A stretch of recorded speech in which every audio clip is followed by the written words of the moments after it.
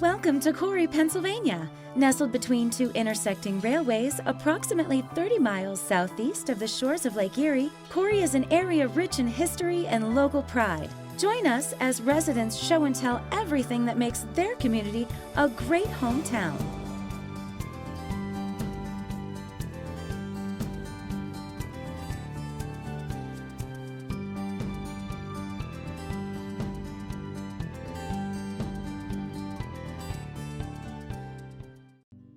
I'm Jan Bemis. I'm Vice President of the Corry Area Historical Society, and I've been taking a lot of pictures for about 4 years, and I'd like to show people what the town used to look like, what it looks like now and what it used to look like. Well, when it started out, it was basically a swamp. The railroad went one way and the other railroad crossed it, and so on that X, it was a perfect place for the Downer refinery to build a refinery here because Titusville had just discovered oil, and it was the easiest place to get to a railroad. They bought the land and built the refinery here and set up a depot. Well, they named the depot after Hiram Corry, who they bought the land from, but they kind of misspelled it on the depot sign, so it's C-O-R-R-Y instead of C-O-R-Y.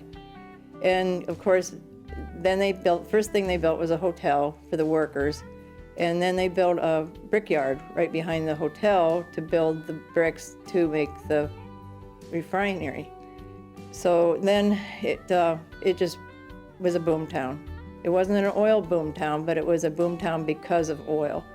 And the shops and hotels and bars and factories and creameries and everything imaginable was brought in. Well, it's had its ebb and flows. Probably in the 70s when I was growing up, we had Rogers Structural Steel, Ajax, McGinnis, Raymond's, Erie Plastics, Trill Indicator was before, Corry Micromics. There was all these huge business or factories that people could work at. And it was a good town then, you know. It was just huge and busy and lots of shops downtown, and the schools were all full and doing very well and everything. But now it's kind of, a lot of the factories have left town. Loretta Beckrank and Lisa Puckley and I drove around town for 2 days and took pictures of all these old houses, old places that we knew that there was businesses, and just to kind of keep the history now, and that was in 2014. And there was one house just in town, but up on the hill. It was this big, huge house, and it's been built into like many little apartments, and the whole front porch was built in, and you could tell it was a massive, beautiful house. And I fell in love with it, took 2 or 3 pictures, didn't think too much of it. So about 2 or 3 weeks later, I was up in the attic looking around, just looking to see what was up there, and I found a picture of the way it used to look in 1865. It has the picket fence and all the windows and the big Victorian porches, and I was just thrilled, because that was just one of my wishes, that I'd find out what that house looked like. A friend of mine and I went for a hike, and we knew where this old history was down these old railroad tracks. Well, the tracks are pretty much gone, but at first there was a refinery there. I think it was called Clark and Warren Refinery, and then later there was a brickyard clear up into probably the 30s. Well, it was Corry Brick and Tile, and they made hundreds of bricks, hundreds and hundreds of bricks for all the buildings, and shipped them everywhere. In fact, the Indianapolis 500 racetrack was made out of Corry bricks that were made at this brickyard. So we hiked for 5 hours up and down the hills, and we could see the railroad tracks and everything else. So I took some pictures of that, just what it looks like now. We did find one rail and lots of bricks, but that was probably my favorite one of the then and now pictures.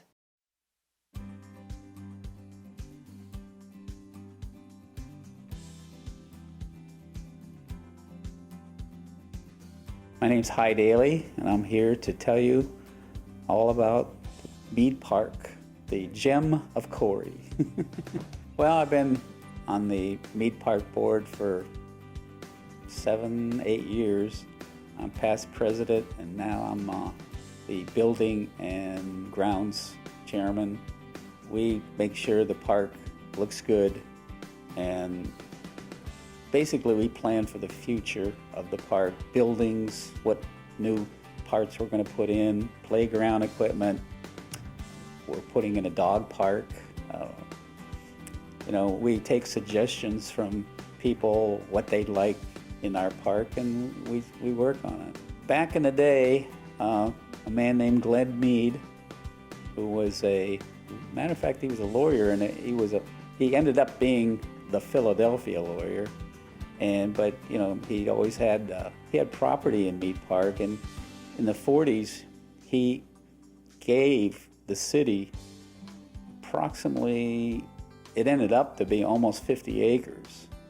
And the deal that he made with the park or with the city, that you're going to take care of this park and you're going to maintain it forever. And he established a estate system. So each year we get several checks from this estate towards the park. Basically, when it started, and it's interesting, they opened the park July 4th, 1949, and basically when it started, there wasn't much there. It was undeveloped forest, you might say. And over the years, we've added a lake, Alice Lake. I don't know if you've been there. Nice, beautiful fountain. The buildings were starting to pop up. Different clubs in the community sponsored, like there's the Elks sponsored a club, the VFW have a club or a pavilion. Several of the pavilions were named after the Rotary. The Rotary's been very active with the Mead Park. We have a hobby shop, which is basically our maintenance building, which is going to go someday because we want to turn that into a pavilion and have our own maintenance building. It's constantly changing and growing, which I think it's alive, I guess you want to put it. Mead Park is important to the city because Corry doesn't have a lot going on. If you walk down the street and ask a teenager or a millennial about Corry, they say, let's get out of town. But if you go to the park, you're going to see people sitting at the tables, relaxing. Maybe they have their lunch. They'll sit and watch the fountain. It's just kind of a place where people can relax and get away from a little stress of life. It's green. It's tall trees. It's ducks. It's little boys fishing. It's just watching the kids on the playground. It's that kind of a atmosphere.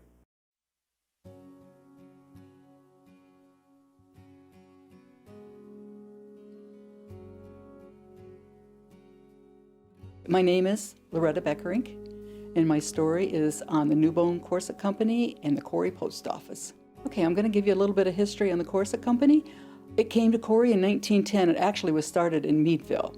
And as I was doing the research on it, I got the biggest chuckle because women did the measuring. They were called corseteers, and they would go all over the country, from England to Australia, South America, you name it. They went there to measure these women. Then they would send the stuff back to Corry. Corry would actually make the corsets and then send them back to the corseteers. They would fit them to the women and go from there. And corsets weren't always used for women's figures. They were used if a person had a hernia or they had a back problem.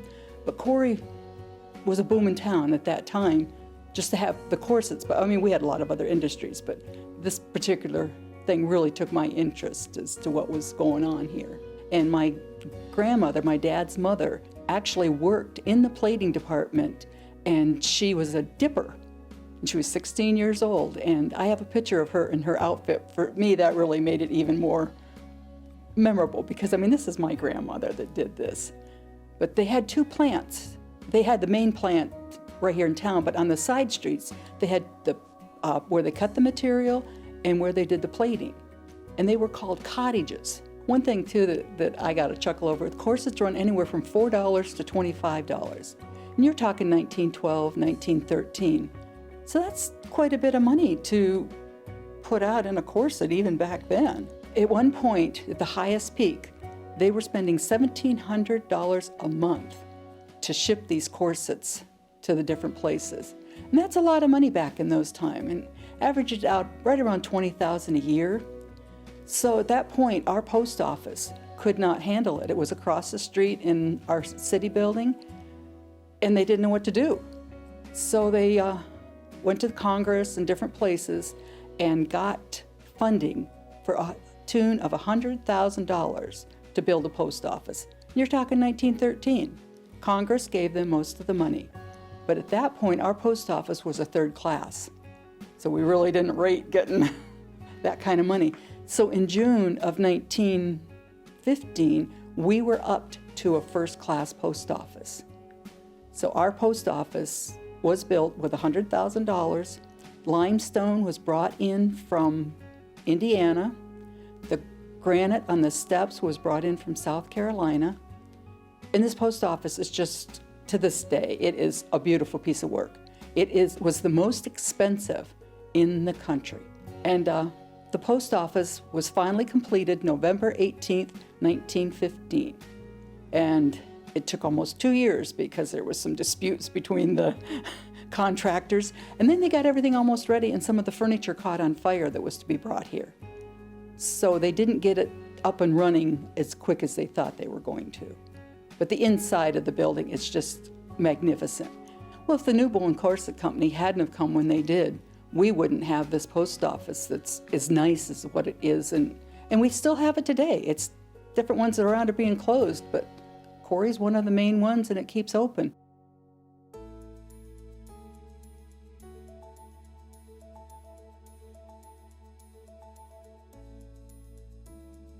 My story is on A.P. Mount. He was a premier architect in the town of Corry. I first found out about A.P. Mount when my husband and I became innkeepers at the Ottawa Inn, and there were different books laying around that were about the history in Corry, and through looking through those books and reading them, I discovered that he designed many buildings within the city, and he was originally from Cherry Creek, New York, which is up near Chautauqua. I know his parents moved here in 1870, and when you first start to see him, you know, him being mentioned in articles and things like that, it's right around 1891 is when they purchased the land where the Ottawa Inn is. It's 1891 is when you start to see him. I mean, his father was also a contractor and did the same type of thing. He wasn't an architect, but he was a contractor. One thing I know is he was a member of the Baptist Church. I know he was involved with the Baptist Church. He also designed the Baptist Church as well as the Methodist Church. So I know he was involved and had a spiritual life. I know that from there. I know he loved his family.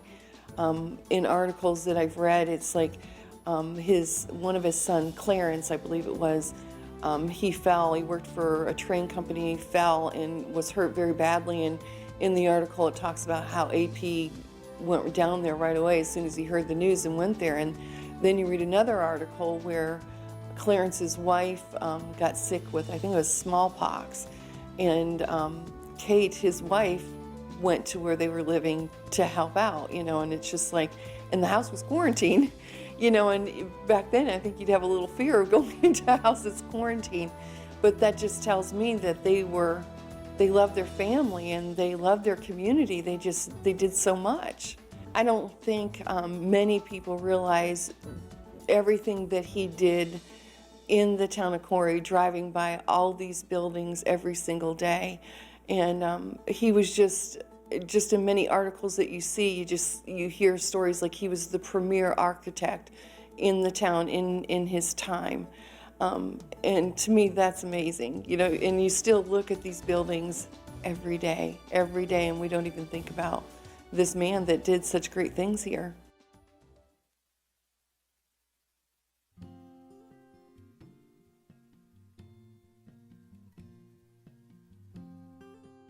My name is Peggy Paul, and today I'm going to talk about the bed and breakfasts that are in Corry. We presently have 4. We've had anywhere from 6 to 4 throughout the years, and they have pretty much been the bridge between the hotels. The Corry Hotel closed in 1991, and there were no other options for travelers. There was one B&B that had started before then, but after that, we had many more, as many as 6 at one time. Now there are 4, and there's mine, the Three Gables Inn, the Victoria on Main, Something Special Suites, and the Ottaway House. Bed and breakfast are as unique as the inn itself and the innkeepers. If you ever stay in a bed and breakfast, you'll find there's no cookie cutter bed and breakfast. They're all very different, and that's what's special about them. The Three Gables Inn was originally a bridal shop, and it's, according to the residents in the area, it was called a Sears catalog house. That could be or could not be based on the date of a piece of trim that was signed and dated. But it has magnificent woodwork, and there's a large kitchen, so that is more than adequate to prepare breakfast for many, many guests that have come there from all over the world. The Victoria on Main was an estate established in 1867. It was first opened in 1996. The woodwork also in this house is beautiful. The staircase is magnificent, and the chandelier in the foyer is a treasure. It's one of those inns where the Victorian period, it's a unique period, and it is a step back in time. The Ottaway Inn opened in the year 2000. The owners do not live there or run the business. They have a manager, which is not unusual in bed and breakfast. Kathy Daniels, the manager there, has a background in hotel management. Kathy's very efficient, maintaining and running the Ottaway House. Something Special Suites are owned and operated by Bob and Teresa May. They provide a different type of a bed and breakfast because of the suites. They also have a specialty store, beautiful store, called Something Special. Bob trades in antiques, and so from time to time, some of the antiques are placed in the suites, and guests that want to buy some do, and then they're replaced, which I think makes it sort of special. At the new hotel, the Cobblestone, that opened last year, is bringing more people to Corry. And that's a plus for the bed and breakfast, because they're not only the option of the hotel, but more people are coming and have the option of a bed and breakfast. So we look at that in a positive way.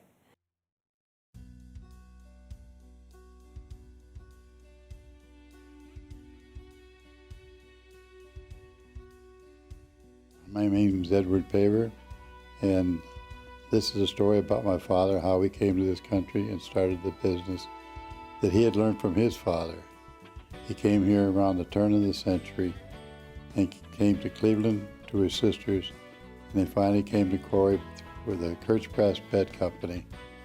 And after that, he started the business in 1907 and made his favorite candies that he had learned from his father, and the different chocolates and vanilla honeydews, maple honeydews, Jim Crows, and roasted peanuts, which was a favorite through all the country. But we also had the almonds and pecans, which was in every home because at the time during the Depression, that was what you could get your most money's worth for, and that's why the younger kids could enjoy it. And then during the 30s and the 40s and 50s, it was a hangout pretty much for the younger kids, because they knew that they could get a small amount of candy and get enough to go around. And in the Christmas time, he had the famous ribbon candy, which was paper thin. He also had two types of peanut brittle. And in later years, he met my mother, and they got married, and we had 10 children in the family, and which I was the 5th child. But all of us had worked in the store through the years that we were growing up. Why, my niece has taken it over, and so the business is still going strong. It's been a little over 100 years in the family. It's still continuing.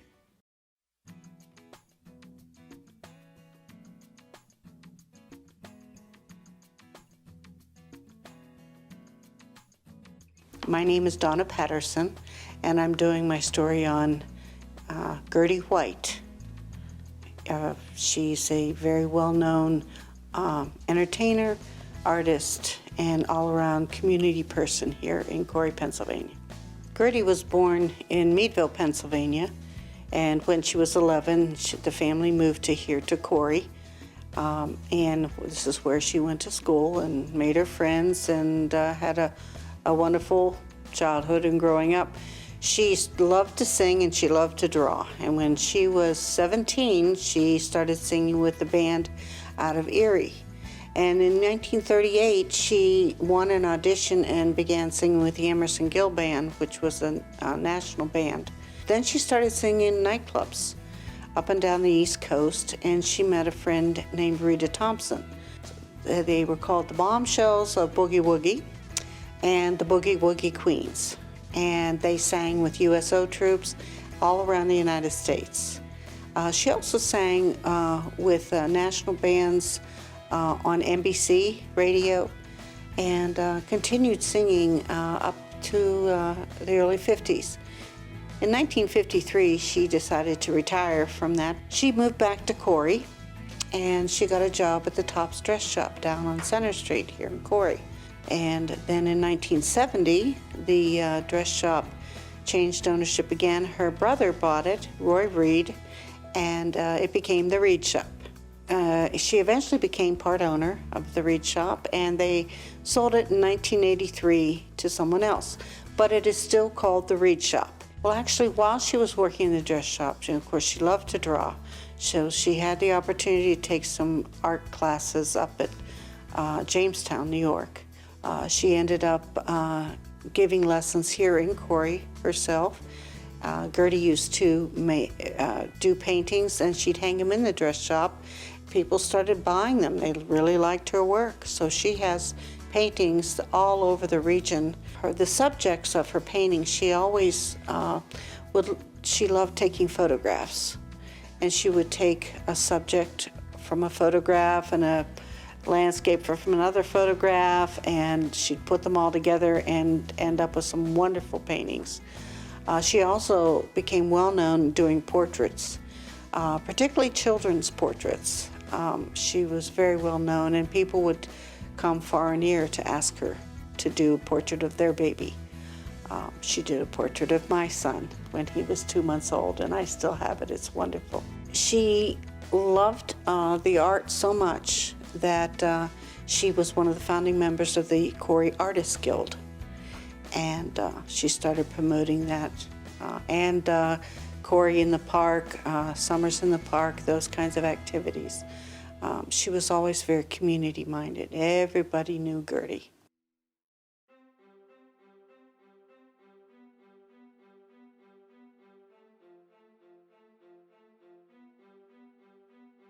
I'm Wendy Neckers, and my story is about the Painted Finch Gallery and art in Corry. My husband and I own the Painted Finch Gallery. We started it in 2012. We had moved to Corry about 13 years ago, and I had gotten involved with the Corry Artists Guild, had been a president of the guild for maybe 5 years, and met quite a few artists that had been professionals in other cities. And we really didn't have an outlet in this area. We had talked about starting a co-op, and that didn't seem to make a lot of sense for the situation. We didn't have enough volunteers, or we couldn't get the backing financially. So after our 5th child went off to college, my husband said, why don't we give it a shot? And so we opened the Painted Finch Gallery in 2012. We opened the gallery in a small shopping plaza on Route 6, and we had some success there, and we felt like it was going really well. But an opportunity opened up to move to a historic building downtown in Corry with other antique shops and businesses, gift shops that would be more similar or like what we were selling, a more similar experience for the shopper. We wound up moving and opening in May at 32 North Center Street, and we love the building, love the history. I feel like it's a good fit for the art gallery. In its original heyday, the building was, I believe, a pharmacy, one of the first that sold all kinds of goods, from clothing to medicines to, well, I guess you name it.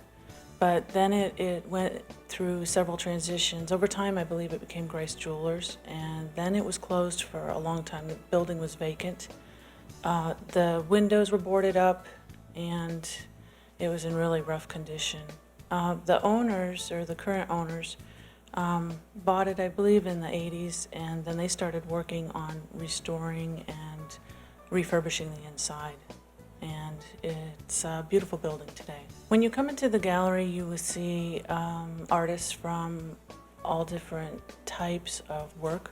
We have artists who are nationally known, and we have artists that are just local. The majority of our artists are from the Corry and Corry area. We have 10 of them from Corry directly.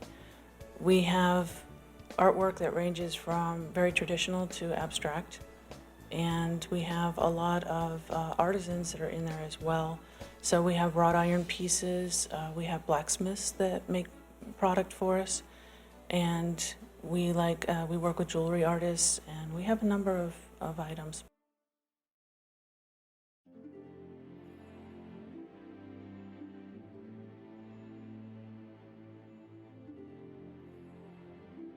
Hi, I'm Mary Norton. I'm the priest at Emmanuel Episcopal Church here in Corry. We're right across from the park.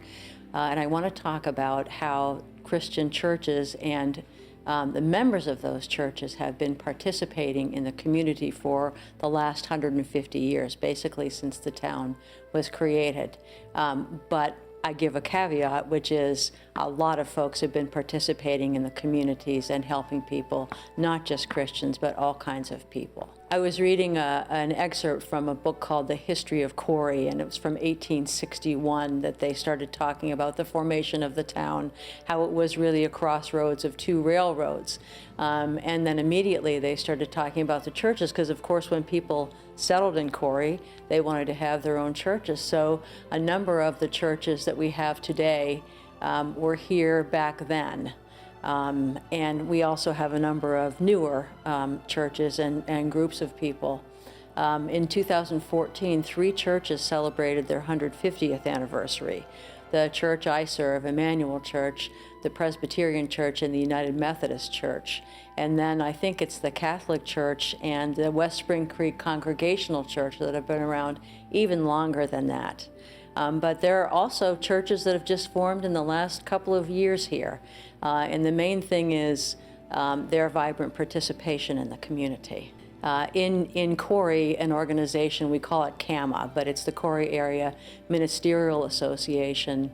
It's an organization in which all of the pastors from the various churches can participate, and we have a number of activities and functions, and whenever we have anything that raises funds, they go to primarily 3 main organizations. One is called Love in the Name of Christ, and it's an organization that provides help for those who are in financial need. It provides financial counseling, some temporary living quarters, a Bible study, and a number of other services. It even provides money for people to do their laundry at the local laundromat. Another organization is the Corry Food Pantry, and they serve people who temporarily or long-term need food. They provide food once a month for those who can come and get it, or those who can come and get food for other people. And their stated goal is to be out of business, which I think is wonderful, which means there's no one left to help. And then the last organization, not the last, the third organization is called Life Care, and that's a pregnancy services organization that also has a store of gently used goods to help fund it. There are so many things that individuals and churches as an organization do. There's a wonderful program called Sit and Be Fit, and it allows anyone who wants to come twice a week and do chair exercising. But the churches also help by providing food and gifts at Christmas and food at Thanksgiving time. There's a new program called Village Friends. There's a shelter for women and children. There's another program called Carpenters for Christ, which was formed by individuals who go around and help with housing. They even prefabbed some housing that got sent to the victims of Katrina. We have now, starting this year, a Firefighters Appreciation Day, which is wonderful. National Day of Prayer got started. There are just so many. There are feeding programs, backpack programs. I don't think we'd have the time for me to list everything, but it's wonderful to see so many people in the community reaching out and caring for others.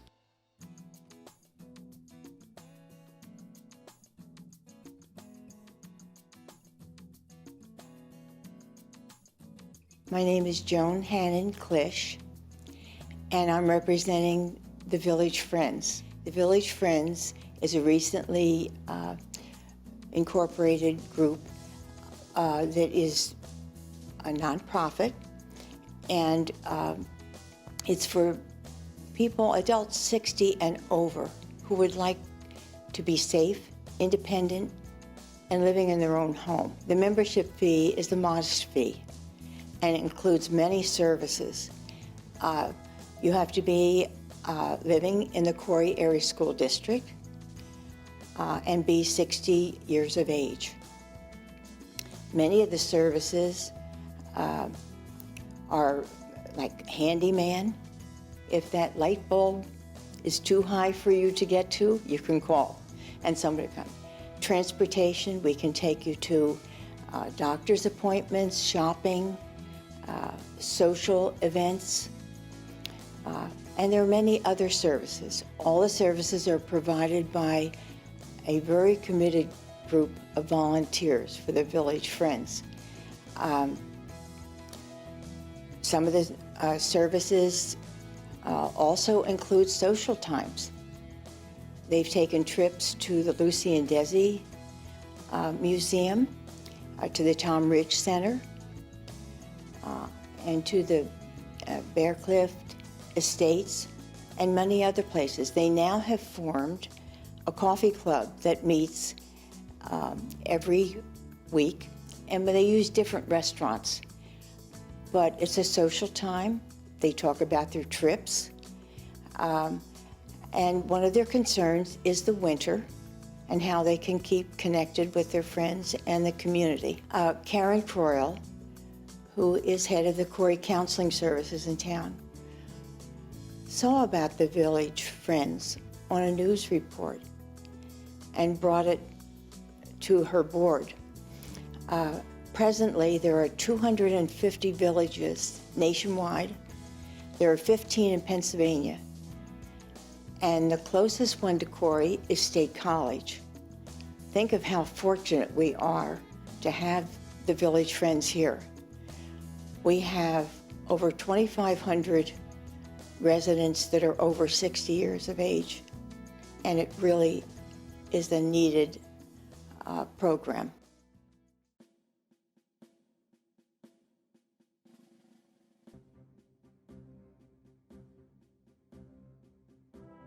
My name is Pat Patterson, and I'm here today to give you a little history on the Stanford Hose Company. In 1880, a group of men put a petition in front of the mayor, Stanford, to form a new volunteer fire department called the Stanford Hose Company No. 2. Permission was granted. On January 11th, 1880, an alarm came in from Titusville by telegraph at 11 o'clock. The mayor gave permission to put the Bentley steamer and the hose wagon and 25 volunteers from the Stanford Hose Company number 2 on the flatbed of a railroad car. And they were in Titusville at 1 o'clock, unloading, ready to fight fire. It was an oil fire where they had thousands and thousands of gallons of oil that was burning, and all the tanks and everything were catching on fire. A lot of loss of money and everything else, damage and everything. They had to rebuild the oil farm down there in Titusville. Yeah, well, that was where the Stanford Hose Company really got its first start. In 1919, we got our first motorized Seagraves fire engine from Cleveland. In January 12, 1919, the city building caught fire, and the location was on the corner of Center and South Street. It was a 3-story building. It had a bell on top of the building, which was used for a fire alarm. If there was a fire, somebody would ring the bell. If somebody saw smoke, they'd have to run there to ring the bell. So there have been many notable fires in the town of Corry. One was the Tannery Fire. It was down on 426 North. The Fogel Fire was on the corner of Franklin Street. The high school fire, that was in 64. We had a downtown fire on January 2000. Franklin Street and Center. Well, I started out in 1970. I spent 5 years in the department as a hosey, learning the ropes and everything else. And then I went up through the ranks as far as first assistant chief. I was an officer for 13 years, and then I went back to being a hosey, a black hat. And that's more fun than being an officer.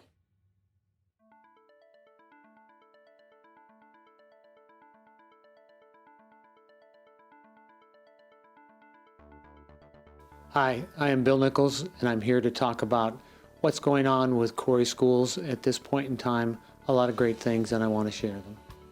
The Corry School District, as many know, we're located in 3 counties. So we're in Warren, and we're in Crawford, and we're in Erie County. We offer a tremendous amount of programs. We have 2 beautiful and brand new elementary buildings. We are comprehensive middle, high school with a vocational school.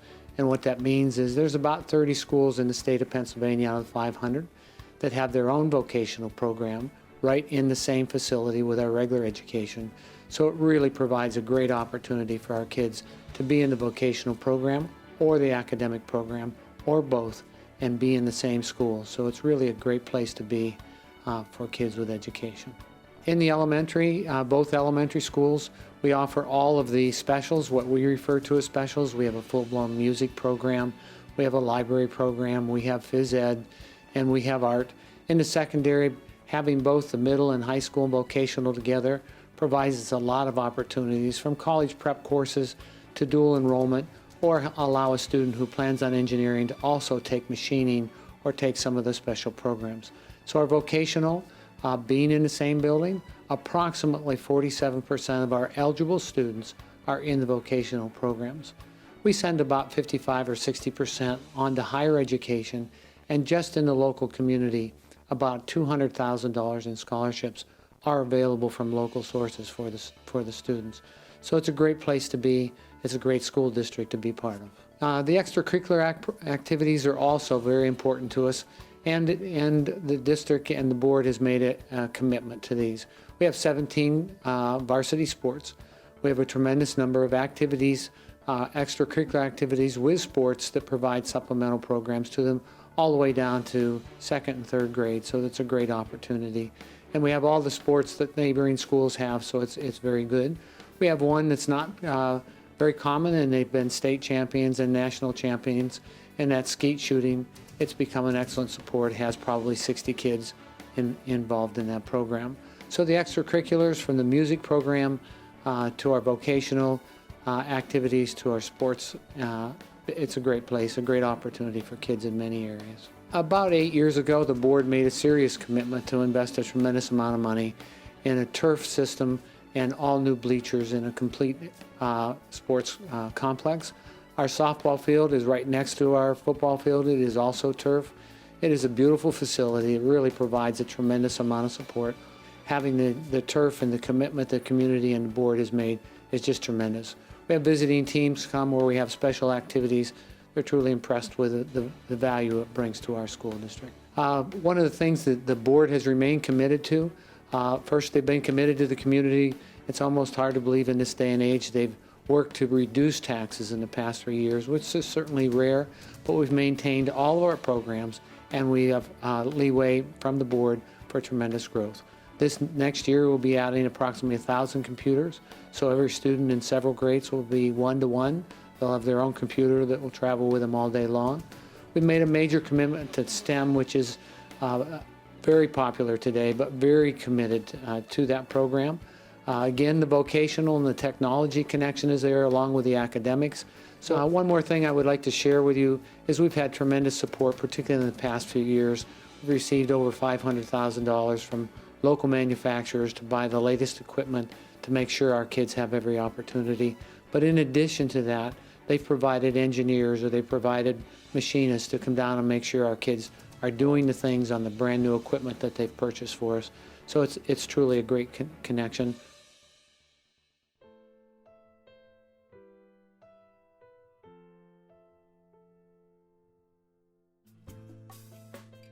I'm Karen Silvis, and my story today is concerning the Alumni Association. Corry became a city in 1861, and 3 years later, as families moved in, they decided they needed to have some schooling. So they built the first school, which was the Hatch School, and then a bunch of the people got together and decided they needed to do something to make sure that there was continuing education. And so they formed the Alumni Association. The first scholarship was given in 1926, and it was for $50. Today, this past June, we awarded 4 scholarships of $2,200 apiece. Yes, for a long time, it was purported to be the oldest alumni association in the United States. We later found out that there is one up in the New England states that is older. I'm not sure that there's any alumni association that does it exactly the way we do it. Most of the classes have 5-year reunions. We are the only one that I know of that has it every year at the high school, and all the classes come back and meet in the same place on Saturday night for a dinner and very brief business meeting, and then they break up and go to their own little individual parties. My husband and I have attended for the last 44 years without missing one, and both of us are graduates of Corry, and it's a lot of fun. You get to see a lot of people that you knew when you were growing up, and classmates that were ahead of you in school and classmates that were behind you in school. Okay, the alumni dinner is held within 20 days after graduation. That's part of the bylaws.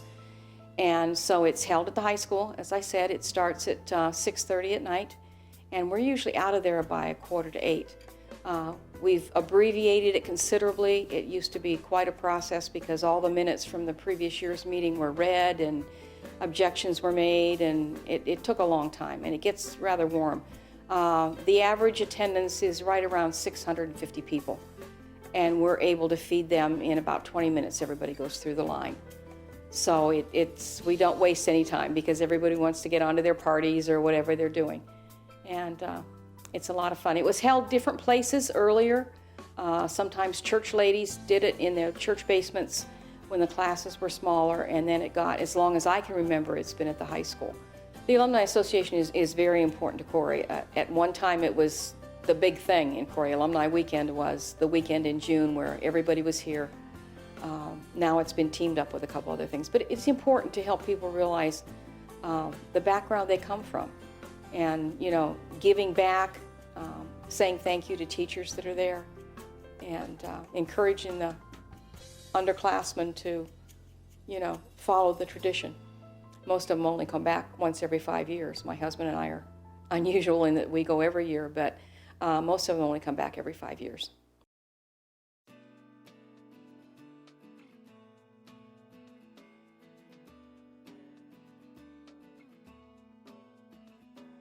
My name's Bill Beggs. I like to focus on Fred Marsh, professional baseball player from Corry. He was a kind man. I was an elementary teacher at Wright Street School here in Corry.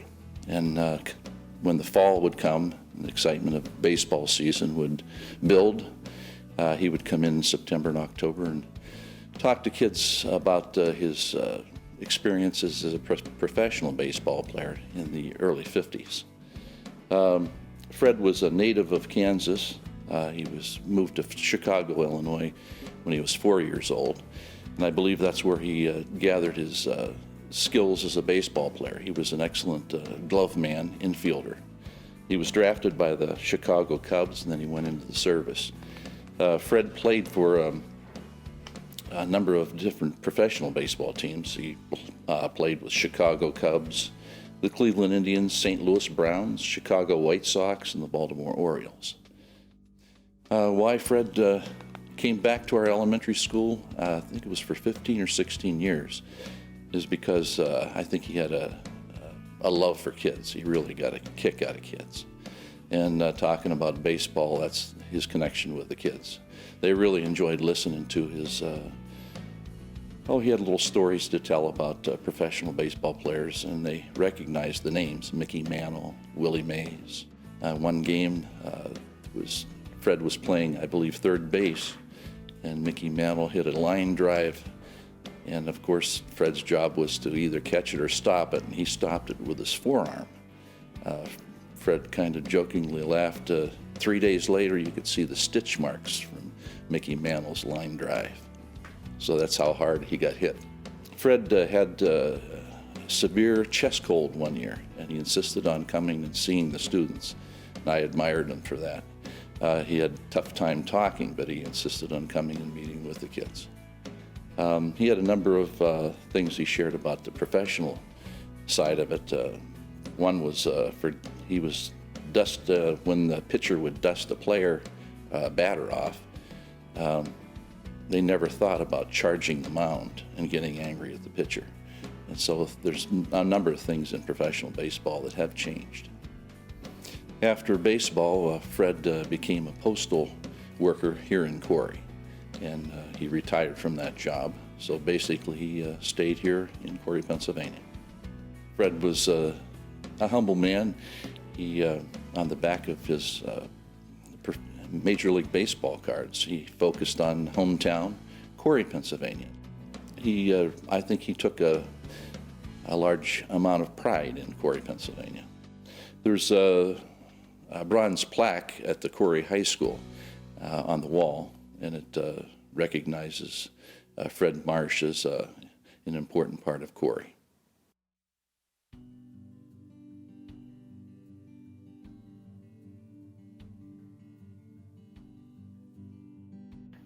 I'm Marcia Stiller. I'm the current director of the Corry Public Library, and I would like to talk to you about the library today. The Corry Public Library was founded in 1900, July 27th. It was a resolution from the school board that they wanted a non-secretarian public library available to the residents of Corry because a library would be such a huge benefit and draw for the community. Its original location was in the northeast room of the, at that point, new high school, which is the old high school no longer standing on South Street. By 1914, they decided that the northeast room was not going to be sufficient, and the library on Center Street was built. Okay, so the actual move to Center Street didn't occur till 1917, but before that move occurred, in 1915, it cost $2,315 to run the library for a year. So it was a very small amount compared to 100 years later. It costs us about $250,000 to run the library today. So we did have drop-off of usage in the 30s because of the Depression. In the 40s, things picked right back up, and especially during the war years. The CERC statistics are actually very similar to some of our current ones. The Friends of the Library, which is an auxiliary fundraising support group for the library, they were founded in December of '73. A Mrs. Pills came to the library board and said, hey, I have a lot of friends. We want to find a way to help support the library and keep this here in Corry. And the Friends of the Library was founded. They held their first book sale, but they did a lot of different things. They did a few rummage sales. Later in the 2000s, they ran our referendum campaign to maintain the funding for the library when that was in danger of getting cut. The idea had began to be floated in the 80s that the Center Street building was becoming too small. The library had been there at that point just about 70 years, so they started looking at a way to add on and renovate the existing building. So instead, they brought the old A&P grocery at our current location on West Washington Street and broke ground there in the 90s. And we officially moved into that building in May of 1996. We actually advertised in the newspaper for people to come in and check out as many books as possible from the old building and not return them until the move was completed, so that less books would have to be moved. When the library was first founded, checking out books and providing a space for reading materials was all that we did. National Library Week was founded in the United States in 1958, and the library in Corry began participating in the early 60s. That was when the first programming began occurring at the library. And it slowly grew. In the 70s, the programming included a children's theater program that was brought in. It included a teen fashion show in the middle of the week and ended Friday with highlight reels of old Corry football games. Nowadays, we don't celebrate National Library Week quite the same way, but we have programming every week. Tracy Blair, our current children's department manager, runs about 18 different programs a week during the school year. We have school classes coming in, we have daycares coming in, we have story times that are there for children who aren't yet school age. We have programs after school for kids who are school age. We have after school science. We have after school cooking classes. We have after school, we've done craft classes. She does an amazing job. We have a lot to offer. So yeah, the library is here. It provides for anything you're looking for, or we do our very best to. And it's a way to, libraries are a gateway for imagination and more. They're a portal to discover just about anything.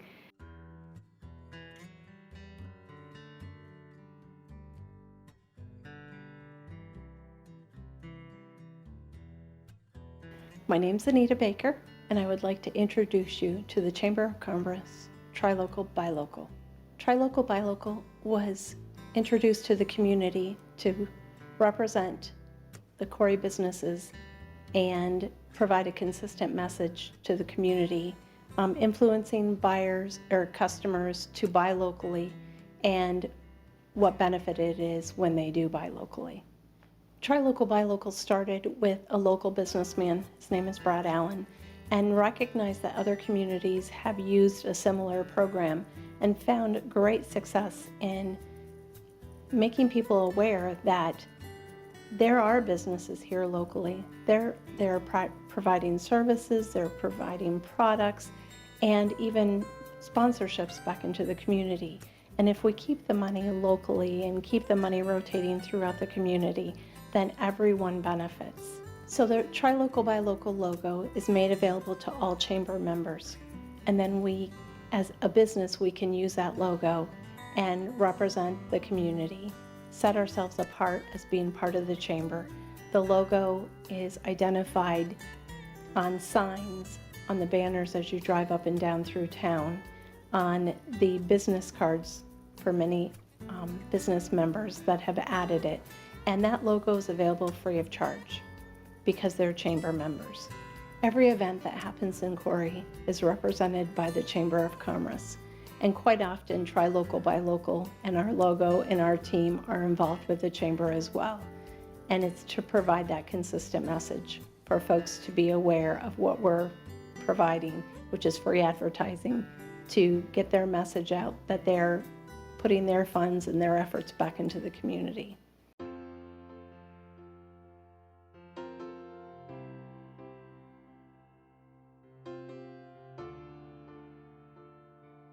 I'm Jean Van Tassel from Corry, and I run the Corry Farmers Market.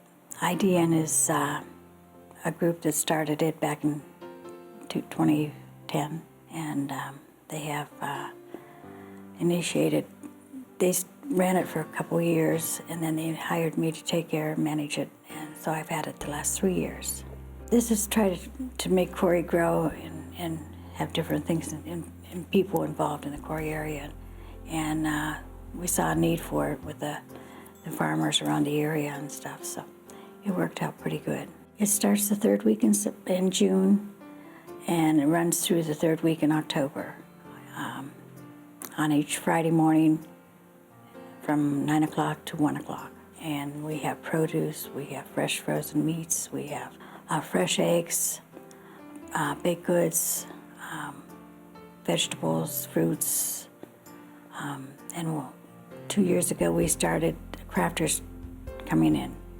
So we have really nice crafters that have hook rugs. We have glassware that she's made into bird feeders and different things for the lawns. We have homemade soaps. It's located in the city park. It's centrally located in the town, and it's a much better place. We're having it in a parking lot, it was all asphalt, and they decided to turn it into the city park where it was lawned, and it works much nicer. It's not hot in the summer. We have the gazebo for the music, and it's just plenty of parking. The people very much enjoy the park. With Corry Farmers Market, I started with the Corry Public Library. They send a story time lady down for the kids. And then we have music for everybody. And people come and sit and listen to the music and have lunch. And we have people coming down from the factories and having lunch too. So it's growing, doing well. Well, it gives a chance for everybody to get to see each other. If we have people you don't see only during the summer at the farmers market because everybody's shut up in the winter. And they come down, they walk back and forth and look for, their produce and vegetables and everything, and they talk to each other, and it's just a nice community thing that's going on, I think. I'd like to see more growth. It's been growing every year. It's been doing really well. I'd like to see it go halfway around the park, but that's my vision.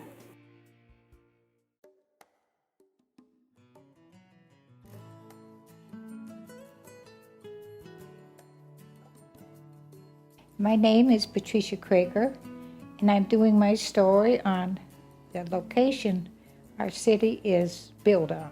Well, it's strange in a way. It always has fascinated me that Corry is kind of a hub. We have approximately 10 small communities surrounding us. Their neighbors, friends, their children, quite a few of their children come here to town for education. They do their business in town here. Okay, one of my favorite things about our town is the 4 distinct seasons. I have been places where they don't have 4 distinct seasons. Sometimes they're kind of like one all year round. I would not like the sunshine all year round. I love the sun, but I love the snow. In the summertime, kind of lazy days, lots of trips, lots of swimming on our lakes, with boats. And then one day we wake up in the morning and notice the leaves are on the ground, some of them, and they're colored. So, guess what's here? Fall. Beautiful fall. And in a couple of weeks, you're going to see a lot of traffic on the main highways because a lot of people come this direction to see our beautiful falls. And the farmers are bringing in the harvest. Do we have big harvest? Our land is very, very fertile. Then we wake up another morning and there's snow on the ground, about 6 inches. And we rush to the window and look at that. Isn't that beautiful?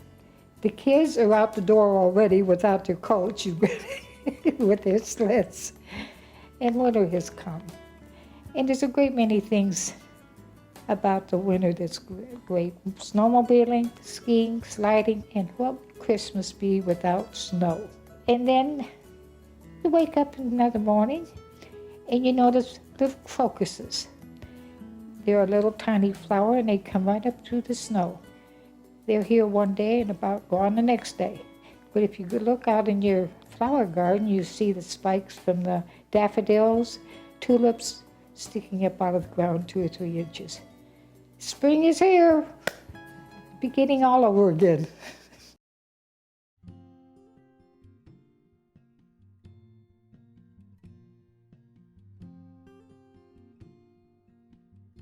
My name is Claudia Montani, and I will be speaking about the Corry YMCA preschool from the time that I was there, which was 1975, through the year 2000.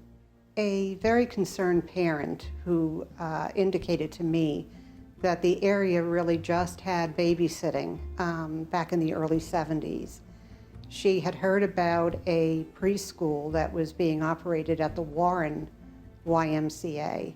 And she and the executive director at the Y in Corry at the time visited the preschool, were impressed with the program, and came back to Corry and started to institute the program at the Corry Y.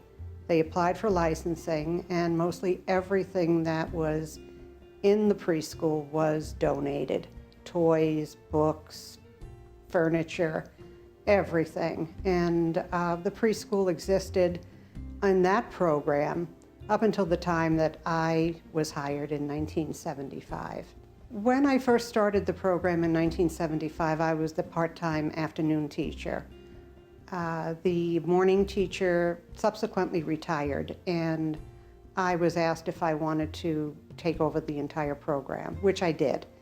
And with the consent of the then executive director at the Y, I thought it was time to revamp the program. The papers that they were using to send home to the families, the mothers and dads looked like something out of the 40s, you know, the readers that we used to see back in the elementary schools back then.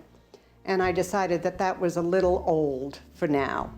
So I changed the whole program, and I had 3-year-olds coming 3 days a week and 2-year-olds coming 2 days a week. I started working more with activities, more with crafts, more with physical things. I got writing toys for the children so that they could start developing their gross motor skills. They started working with crayons and paste and scissors so they could develop their fine motor skills, all the things that the program seemed to have been lacking at the time. And it worked. The children loved it, as did the parents. Well, typically, kindergarten teachers have always remarked about the fact that when children started kindergarten without any prior educational experience, they had an entire first month of school that they were literally able to accomplish little more than getting them used to breaking away from mommy and daddy. Having had children then who had attended the Y preschool, which by the way was the only one in the area at that time, they were noticing that the children were more ready and able to sit and follow directions, and the learning process in kindergarten became that much easier, both for the student and for the teacher that was trying to teach them.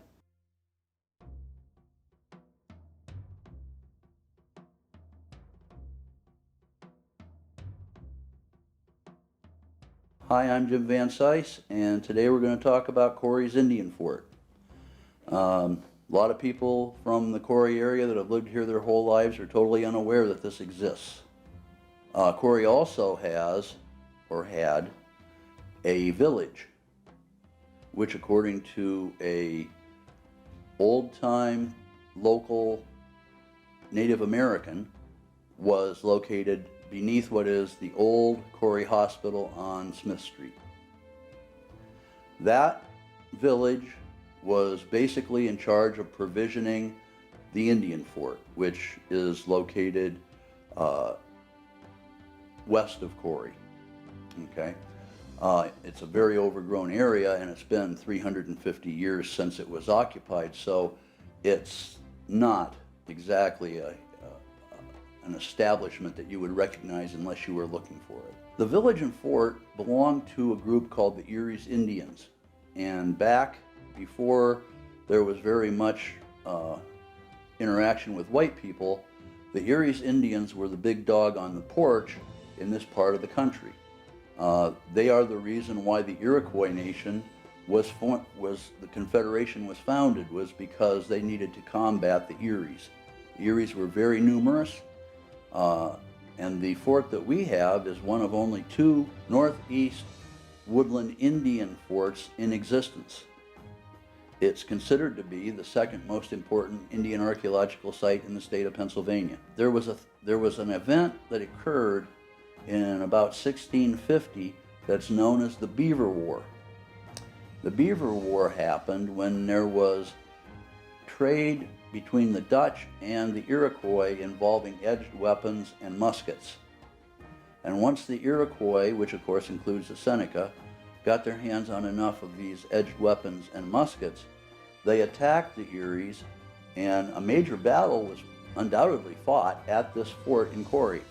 It was basically a focal point for a lot of what was going on in Europe at that particular time because of the importance of beaver for Europeans for their clothing. Well, although when the attack came, according to the Seneca, who are the only people that we really have much knowledge of the Eries from, according to the Seneca, a good portion of the defenders were off foraging and hunting deer and doing things like that when the attack took place. So it wasn't fully manned, most likely, when the attack happened.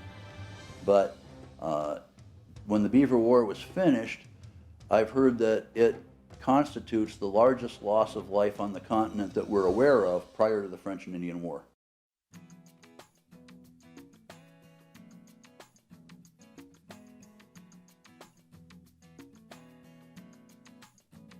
My name is Steve Bishop. I'm the Executive Director of the Corry Higher Education Council, and my segment is going to be about the Corry High Ed Council. The Corry Higher Education Council was established in 1991 because the community recognized that it needed more adult education opportunities. The only opportunities at that time were Mercyhurst University had been running classes in Corry since about 1980.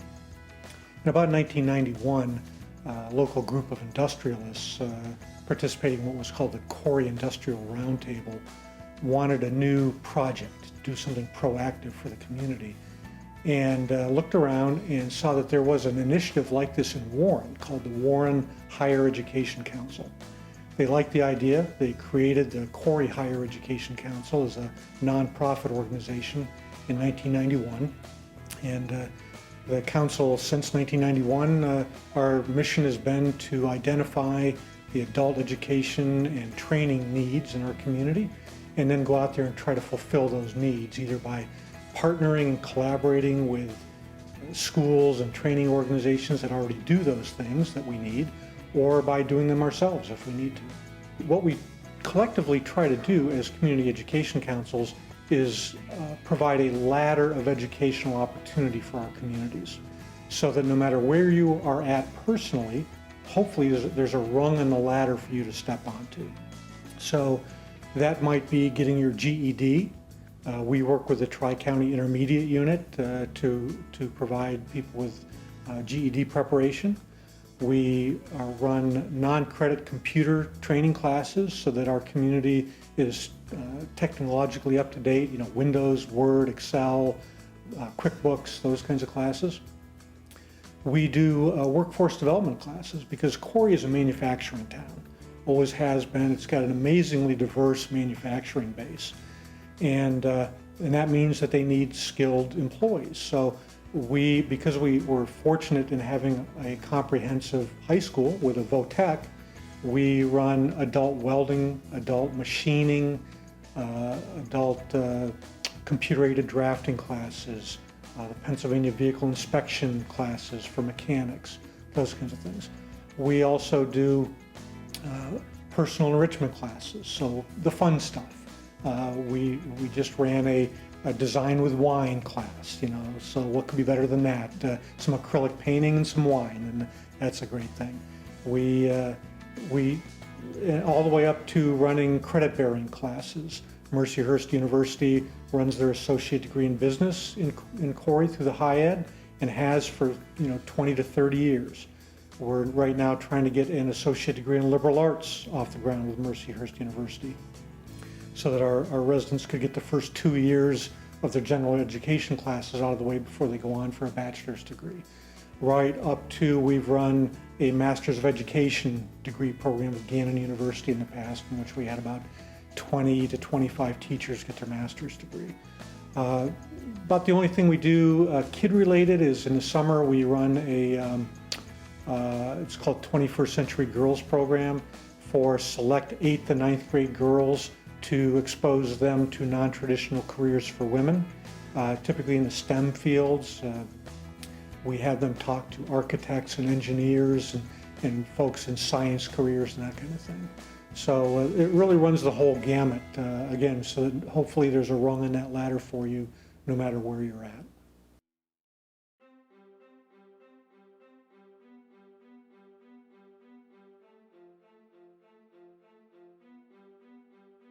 My name is Jim Wachowski, and I'm doing on History Club members and Constitution Wall. In 1985, I took a group of students to a United Nations conference in the United Nations building in New York City. Right after that, we started taking students to New York City, Boston, Washington, D.C. for educational field trips. And that's the early beginnings of what we now call History Club. History Club has done a lot of projects over the years. We've honored our veterans on a yearly basis, and we've also raised a lot of money for local charities, which I'm very proud of. 3 major projects have been undertaken by History Club members. One project is the 1991 Persian Gulf Memorial, and that is a memorial to those Corry graduates who served in the Persian Gulf War. And it is located at the high school in front of the gymnasium. It's the military flagpoles with the flags flying and the grounds and a bronze plaque. For the dedication ceremony of that project, we brought in Congressman Tom Ridge, who of course later became our governor and the first Homeland Security Secretary. So we are very proud to have Congressman Ridge here. Our second project is called Our Journey. And Our Journey highlights the background, the heritage, the roots of our students. They were to bring in 3 or 4 photos of their family, past or present, and we took those photos and made them into black and white. And we put them in individual frames and displayed them all on a permanent basis in the administration wing of the Corry High School. And it's just one wall of photos that you could literally stay hours and just look and stare at each photo because it brings out their past. So we're real proud of that project. The last project was in 2008. When Corry Elementary School was under construction, our business manager was on the Wright Street side of the building, and he looked at a retaining wall near the playground. And he looked at the wall and came back to school, called me into his office, and wanted me to go look at it because I had not seen it. So I went and looked at it, and I knew exactly what he was thinking. It looks like the Vietnam Memorial in Washington, D.C. I went back to his office, and I simply said, "We'll take care of things." And thus Constitution Wall was born. My students sold plaques. You can have your name on a plaque for $60, and it has your name engraved in marble with all the specifics of your service. But it's not just for veterans, past or present. It's also for those who wear the uniform. And by that I mean policemen, firemen, medics, first responders. We even have our first police dog in Corry, Dasty, has a plaque down there. So we're very proud of that. Throughout the years, History Club has been a very, very big part of our community, a very big part of our school. We, through their dues of $5, we raised a lot of money, had a lot of events for, as I said earlier, charity, and it became a very, very important part of our school. And what makes me very proud is the students have always given back to our community.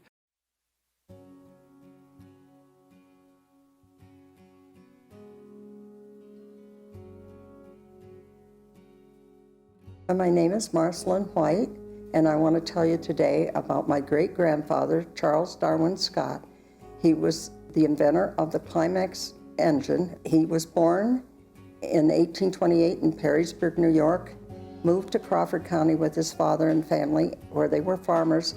Later, they got into the logging industry. He had a sawmill in Centerville for many years, and then Charles moved to Corry, and at first he was in a partnership with Daniel Aiken. It was called the Scott and Aiken sawmill, and because the trees were so far away from their mill, they had to have a way to get the logs to the mill, and they used horses with a tram road.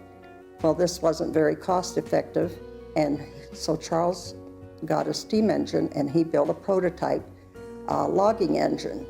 Now, there were other people making logging engines at this time in Ohio and in upstate New York, but he designed one with a special wheels gearing so that it would run on these very rough log tramways, which were made out of poles.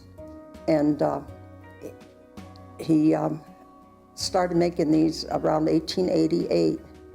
And the other loggers in the area saw how nice it worked for him and how well it worked, and they wanted one. So he took his prototype to Rush Battles, who had a factory in Corry, and he was making reapers and mowers at that time. And he asked him if he would make an engine like that for other loggers. The thing that was different about the prototype that Charles was using was that he had invented a gearing that would let the train go, have more power, and be able to go up steep grades and go around sharp curves, which some of the engines that were invented other places didn't have that ability. Now, the Climax engine has a vertical drive on it, which is very unique to the Climax. And that's the only one that has that. If you ever see a Climax, you know instantly from the looks of the train that it is a Climax because of the vertical gears that run down to the wheel. Originally, Charles wasn't credited with inventing the Climax because his stepson-in-law, George Gilbert, was an engineer for Climax, and when he drew up the patent for Charles, because Charles was not educated well to do something like that, he managed to put his name on it instead of Charles's name. So he never collected any money or anything from the first engines that were made. He did go to court. I guess it went up as far as the Supreme Court, probably Pennsylvania Supreme Court, and got his patent back. In the meantime, he did apply for a second patent, and that was issued in 1882. He got his original patent back. But by this time, they had changed the design again, so he still did not get much credit for it. And sometimes some of the places today still give Gilbert credit for the patent.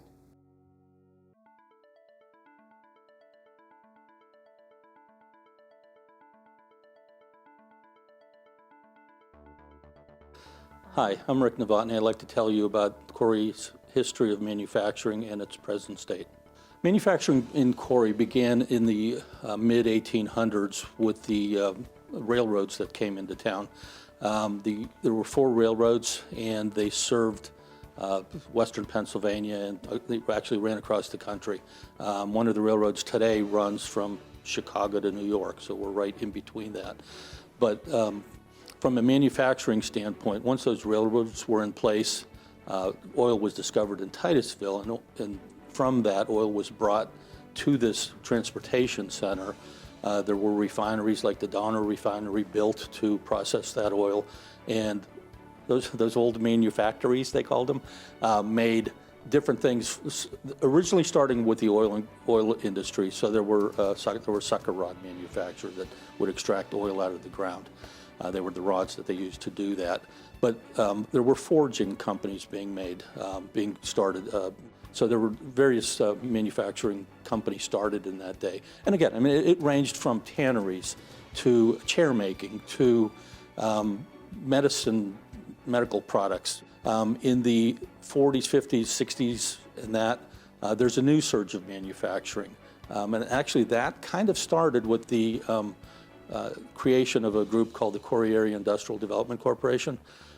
They were founded in September of 1958 and started to do loans through the state PIDA program, which is the Pennsylvania Industrial Development Authority. In the late 1980s, Corry had a new resurgence. They had just went through a very sudden, severe loss of companies.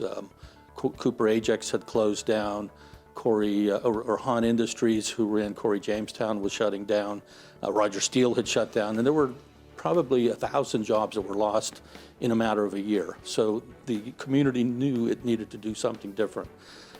They saw incubators as a potential way of creating new companies. So they created an industrial incubator out in the upper end of the city and built a little industrial park around that.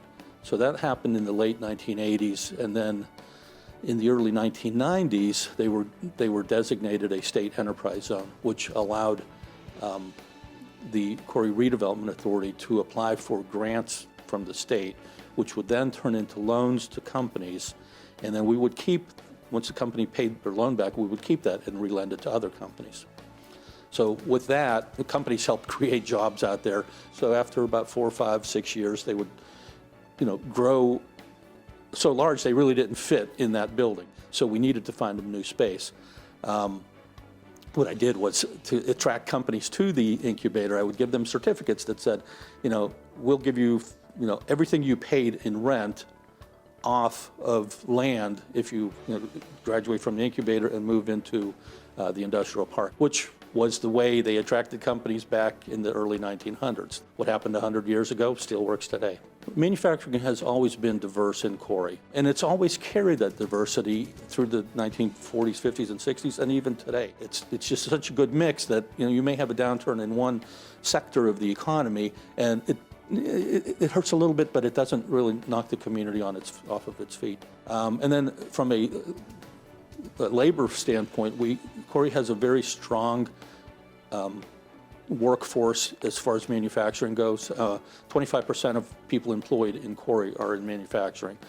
So it's just a great mix of that land, labor, and capital. As long as we can continue to provide the land, labor, and capital, we can keep a strong manufacturing base. I would be more interested in providing financing incentives for people that would move to the area to work in these jobs because, it's a great place to live. There's jobs available.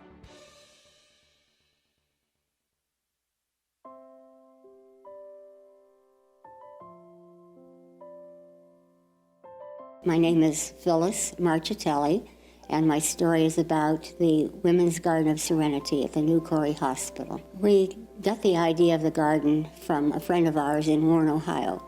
She is involved in a women's park there, and 5 of us made a road trip to Warren, Ohio to view their park.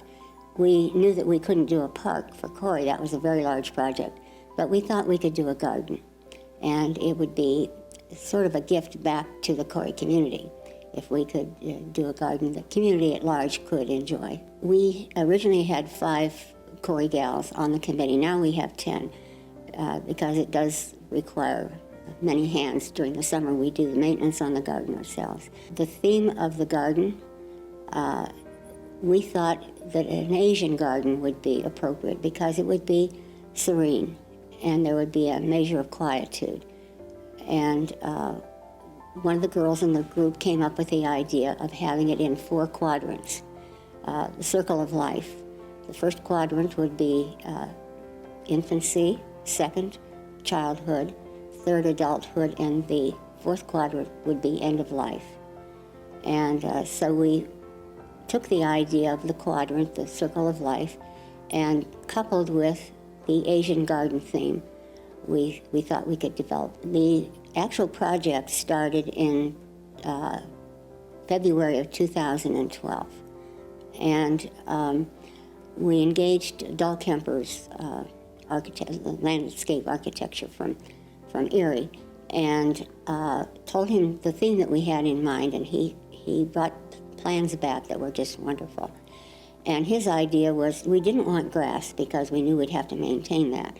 So his idea was to use different sizes of gravel, which he did, and they laid them in a circular motion to replicate waves in the ocean, because two main ingredients with an Asian garden are mountains, and he did small mounds to replicate mountains, and the other for an Asian garden is water. So we have a water feature in every quadrant of the garden.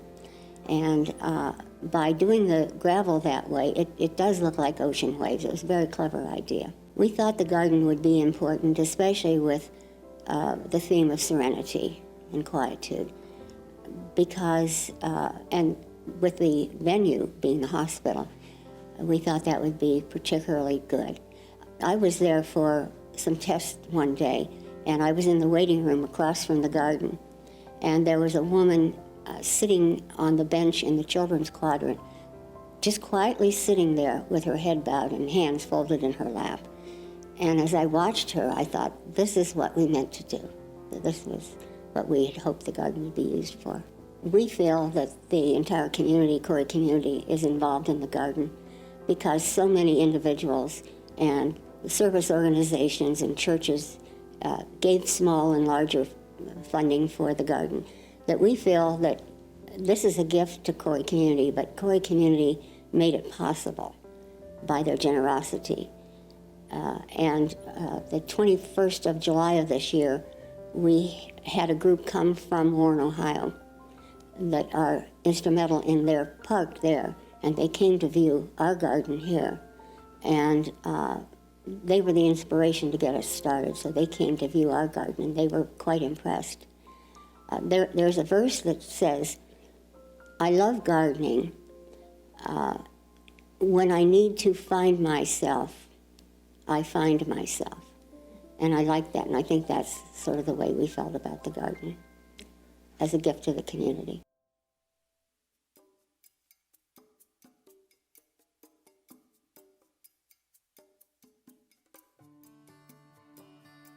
One of my favorite things about Corry would have to be the Corry Area Historical Society. Probably my favorite thing in Corry is the Corry Museum. I love working here. It's just amazing. I think my favorite thing about Corry, and I've been working in Corry for about 25 years, is this remarkable depth of history that Corry has that I really wasn't aware of. I like Corry because it is a small town in a good way. It's I get stopped sometimes at the grocery store to ask about the new bestsellers and will we have a copy, and of course we will, but when was it coming out, things like that, I really can make an impact. I've lived here in Corry for over 80 years, and my favorite thing is the children. I was born and raised in Corry and lived here all my life. And one thing that I found very, very nice about Corry is every time I've taken students out of town on an educational field trip, we have always received compliments from people on how they dress and how they act.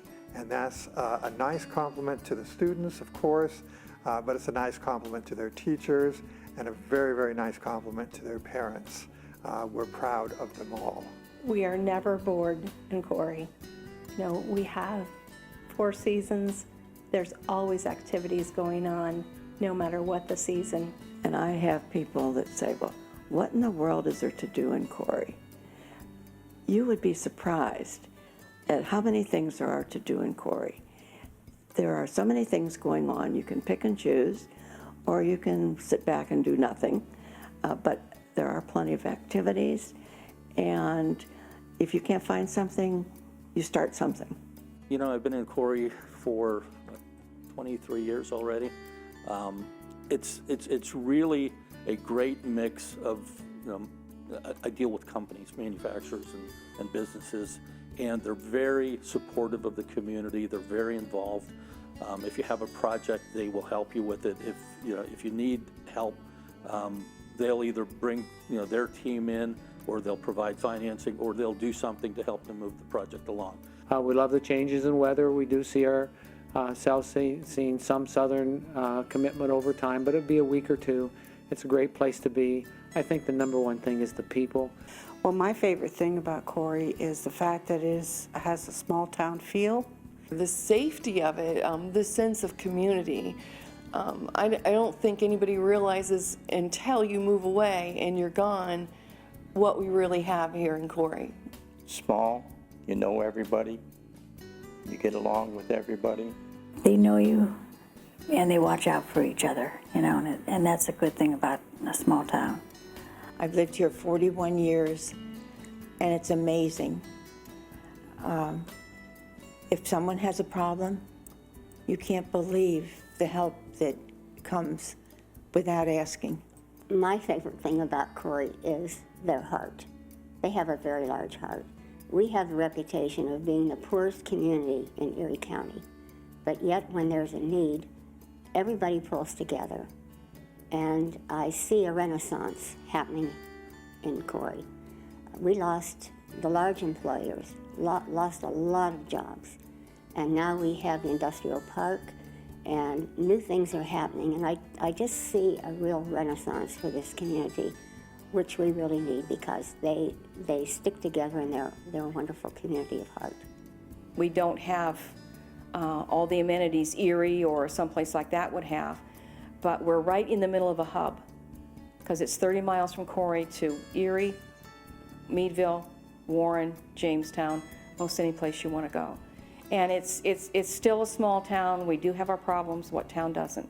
But there's a lot of history here, and I just, I've lived other places, and my husband has too. But we keep coming back. We just like it here.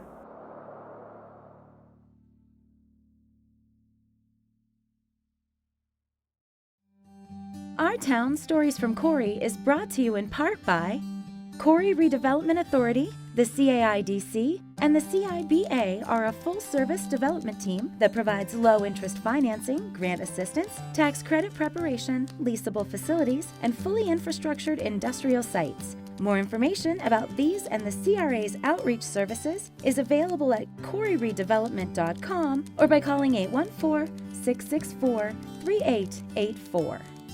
Arlene H. Smith Charitable Foundation. The Corry Community Foundation, a collection of charitable endowments operating under the administrative umbrella of a single organization. Over almost 15 years, the Corry Community Foundation has established 56 different charitable endowments that have grown to a value of just under $15 million. Information about how individuals or families can create an endowment within the foundation that will help with local charities far into the future is available at corrycommunityfoundation.org or 664-3884. Corry Lumber True Value Hardware offers tools, products, and expert advice for any home improvement, lawn and garden, or building project. More information is available at the store on East Columbus Avenue in Corry or by calling 814-664-8641. Behind every project is a true value, the value of the right tools for the job. Rossbacher Insurance Service, headquartered in Corry, Pennsylvania, has served the communities of Erie, Warren, Crawford, and Venango counties since 1928. To learn more about business protection for all types of companies, manufacturers, and service organizations, or family protection for home, auto, and life, information can be found at teamrossbacher.com or by calling 814-664-7744. PS equals personal service since 1928. Cobblestone Inn & Suites. Find big city quality and small town values at Cobblestone Inn & Suites, located in Corry, Pennsylvania at 864 East Columbus Avenue. Information about the hotel and amenities is available at staycobblestone.com or by calling 814-664-0001. Corry Manor is dedicated to providing residential services in an environment that promotes quality of life and individualized care plans. Corry Manor has served the Corry, Union City, and Clymer areas since 1980. More information is available at corrymanor.com or at 814-664-9606. Corry Manor, a tradition of caring. Also provided in part by Erie County Gaming Revenue Authority, Corry Memorial Hospital, Crotty Chevrolet Buick, Library Bar and Grill, Gigi's Route 6 Diner, and by viewers like you. Thank you.